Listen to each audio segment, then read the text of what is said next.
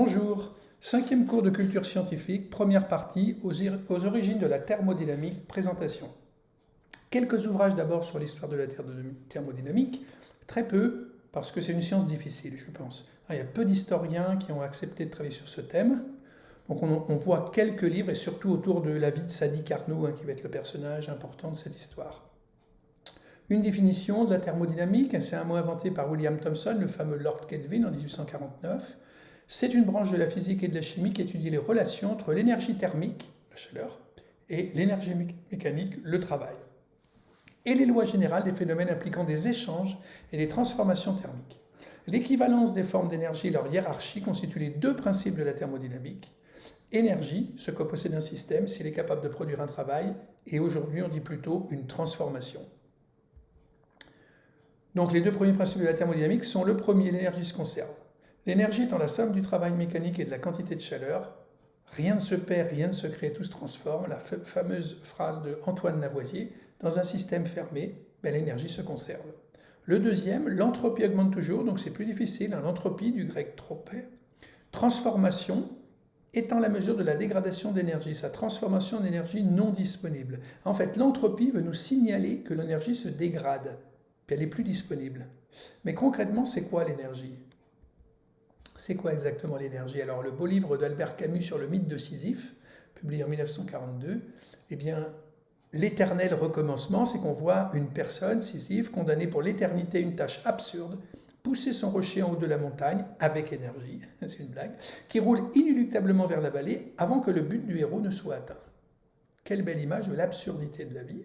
Maintenant, qu'est-ce qui se passe ? On a P, le poids du rocher dû à la gravitation, quelques centaines de newtons. F, la force musculaire de Sisyphe pour équilibrer le poids. Sisyphe hisse péniblement son rocher au sommet de la montagne. Il a produit un travail égal au produit de la force de poussée par le déplacement long de la pente.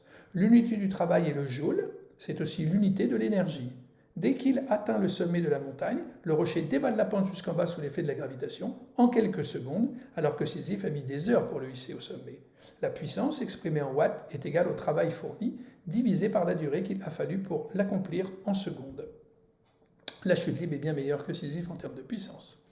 Mais comment elle se présente, cette énergie, dans la nature ? Eh bien, parfois dans le mouvement des objets, par exemple une balançoire. L'énergie fournie initialement à la balançoire passe d'un état correspondant à la position de celle-ci, elle est alors dite potentielle, à un état correspondant à son mouvement, elle est dite cinétique et réciproquement. Dans ce cas précis, les deux sortes d'énergie s'échangent entre elles, mais l'énergie totale, qui en est la somme, reste presque constante.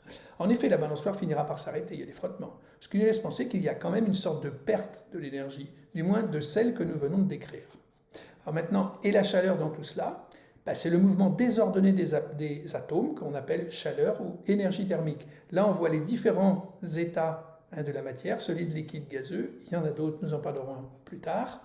Et on voit tous les mouvements qu'il y a entre les deux, la sublimation, la cristallisation, fusion, solidification, évaporation, condensation. On consomme de l'énergie pourquoi ? Pour cuire des aliments, se chauffer, se déplacer, etc. Plus la transformation est importante, plus il y a d'énergie mise en jeu. L'énergie ne peut être ni créée ni détruite, elle se conserve dans l'univers. Système fermé, premier principe. Par exemple, un moteur de voiture, on lui donne de l'énergie chimique du carburant. Ça se dépense, elle se transforme en chaleur. Il y a environ un tiers, c'est l'énergie de mouvement dans le moteur, et 2 tiers, c'est la chaleur qui est donnée dans l'environnement. Alors, cette chaleur, l'énergie de mouvement, elle a environ un tiers, frein, résistance de l'air, frottement des pneus, etc. Il est donc impropre de parler de production ou de consommation d'énergie. En revanche, elle se dégrade. L'énergie ne peut être ni créée ni détruite, elle se conserve dans l'univers. Des exemples de dégradation d'énergie: chimique, chaleur; mécanique, chaleur; électrique, chaleur; haute température, basse température. Tout ça, c'est une transformation. Il est donc bien impropre de parler de production ou de consommation d'énergie. En revanche, on peut bien dire qu'elle se dégrade. Et d'ailleurs, la dégradation de l'énergie se mesure par une grandeur qui s'appelle l'entropie, qui ne se conserve pas, cette entropie. Pire encore, elle augmente toujours pour un système isolé. L'énergie haut de gamme et l'énergie bas de gamme, une histoire de faible ou de forte augmentation d'entropie. L'énergie mécanique vers l'énergie électrique, c'est une faible augmentation d'entropie. C'est une énergie haut de gamme. La chaleur basse température vers l'énergie mécanique ou électrique, c'est une forte augmentation d'entropie, c'est une énergie bas de gamme. En définitive, ce n'est pas l'énergie qui a de la valeur, mais sa qualité. Il faut donc économiser de l'entropie. À propos de la directive européenne sur l'efficacité énergétique, l'énergie la moins chère est celle que l'on ne consomme pas. Évidemment, nous on paye l'énergie. Et sur les sources et les usages de l'énergie, quel est le bilan des productions et des consommations d'énergie? Quelles sont les productions et consommations énergétiques des habitants de la Terre? Les énergies non renouvelables et leurs usages. Le nucléaire, les énergies fossiles, le gaz, le pétrole, le charbon. Elles servent à fournir de l'électricité la plupart du temps, et au chauffage, au transport et à l'industrie. Maintenant, il y a les énergies renouvelables et leurs usages, l'énergie éolienne, les centrales hydrauliques, la biomasse, le bois, les cultures énergétiques, les déchets urbains, l'énergie soleil, le photovoltaïque, l'énergie solaire. Maintenant, on peut voir un petit graphique qui nous dit à gauche les productions d'énergie dans le monde par ressources primaires. Une source d'énergie primaire est une forme d'énergie présente dans la nature avant toute transformation. Après transformation, c'est une source d'énergie secondaire, l'électricité. Donc on remarque que le pétrole c'est 34%, le charbon 26%, le gaz 20%, le nucléaire 5,9%, l'hydraulique 2,2%, la biomasse et déchets 9,8%. C'était en 2009. Donc évidemment, les énergies non renouvelables sont toujours là et en 2023, ça ressemble beaucoup. Maintenant, consommation d'énergie en France par secteur économique, le résidentiel et tertiaire, 44%, le transport 30%, industrie 20%, agriculture 2%. Donc on voit les endroits où on consomme beaucoup d'énergie, ça n'a pas beaucoup changé. Qu'est-ce qu'une ressource énergétique renouvelable? On voit ressources, énergie primaire, origine, durée de formation ou reconstitution, durée d'exploitation des réserves actuelles. Si on prend les combustibles fossiles, c'est une décomposition de matière organique, il faut plusieurs millions d'années pour le reconstituer. Durée d'exploitation, environ 40 ans pour le pétrole, 60 ans pour le gaz, 200 ans pour le charbon, mais un jour, il n'y en aura plus. Les combustibles nucléaires, atomes d'uranium fissile, U-235, formés il y a plus de 10 milliards d'années, avant même la Terre, environ 100 ans, peut-être différent pour la fusion, mais il n'y en aura plus un jour. Le solaire, rayonnement du soleil, renouvelé en continu évidemment, et jusqu'à l'extinction du soleil. On ne sera plus là. L'éolien, mouvement de masse d'air, renouvelé en continu jusqu'à l'extinction du soleil. Hydraulique, mouvement de l'eau, renouvelé en continu, cycle d'eau, jusqu'à ce que les réservoirs soient vides. La géothermie, chaleur du sol, du réaction nucléaire qui se produit dans la croûte terrestre, renouvelé en continu jusqu'au refroidissement complet de la Terre.